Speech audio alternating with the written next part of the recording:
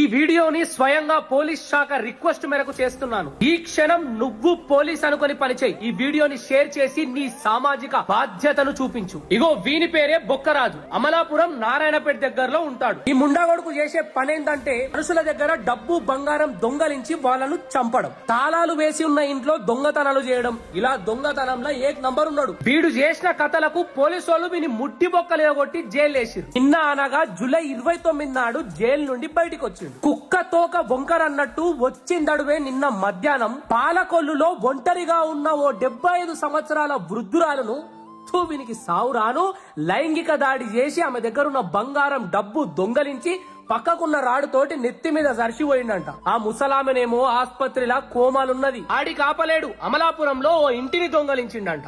వీని ఇడుచుడే గిట్ల చేస్తున్నాడేమ్రా అని పోలీస్ అన్నలు మళ్ళా వెతుకుడు స్టార్ట్ చేసిర్రు. కాక దొరుకుతాడా పరారీలున్నాడు. తెలంగాణకు వచ్చిండేమో అని